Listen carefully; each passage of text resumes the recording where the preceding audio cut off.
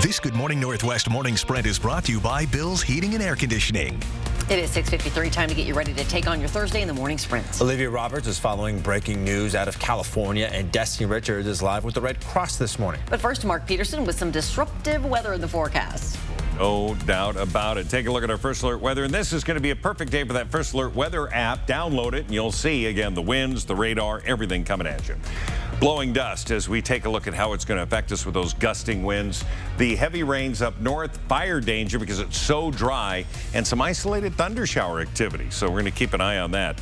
So your car wash forecast, I'd say no today for the car wash because of the dust, but tomorrow the green light is on. Get her done. And then Saturday, 73 and sunny. Sure, another beautiful day. Breaking news from the Labor Department this morning. Its latest unemployment report shows another 406,000 people filed for unemployment benefits last week. That's a decline of about 38,000 claims from the week before. It comes as 24 states, including Idaho, are opting out of paying the $300 a week in federal jobless payment beginning in June. Complaints from businesses that they can't find enough workers are driving that decision. New this morning, the Biden administration is enhancing pipeline security after the Colonial Pipeline hack.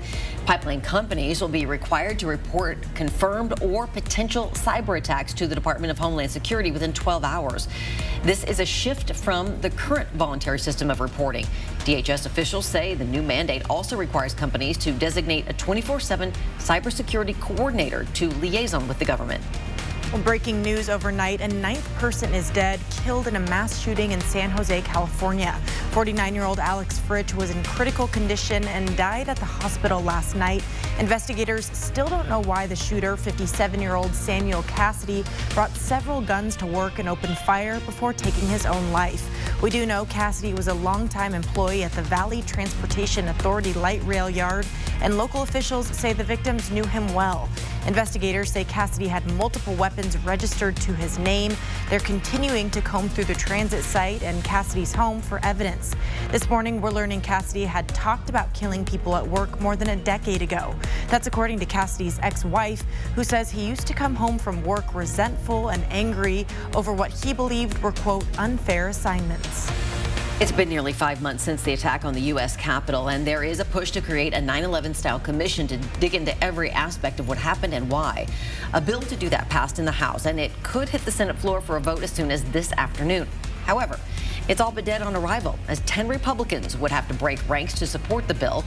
There are only 3 supporters right now, including Alaska's Lisa Murkowski and Utah's Mitt Romney. 3 middle schools being built in Spokane now have names. In South Spokane, this new school will be named after Carla Pepperzak. She is a World War II Holocaust freedom fighter who moved to Spokane in 2004. The Northeast School will honor Denny Yasuhara. He is a civil rights activist for the Japanese American community and a teacher in Spokane. The new school in Northwest Spokane, right next to Joe Albee, will be named after Pauline Flett. Flett is a Spokane tribe elder and EWU teacher who wrote the first Spokane English dictionary. You may need to once again clear out some time on Sunday mornings. The Catholic Diocese of Spokane announced it's reinstating its obligation to attend Sunday Mass.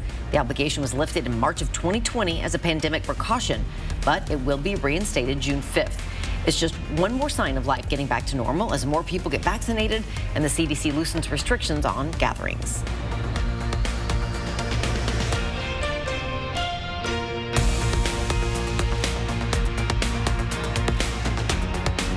Download all the necessary apps and things you'll need to be prepared, and also make an emergency readiness kit so you're prepared to go at a moment's notice. Go to our website, kxly.com, for more information from the Red Cross.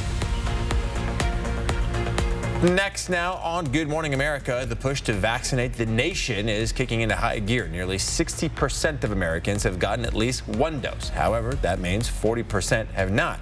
Now, states and companies are going all out to incentivize those people to get the shot, offering everything from lottery tickets to a seat at the Super Bowl, really going so far out of their way. With everything, GMA has the very latest.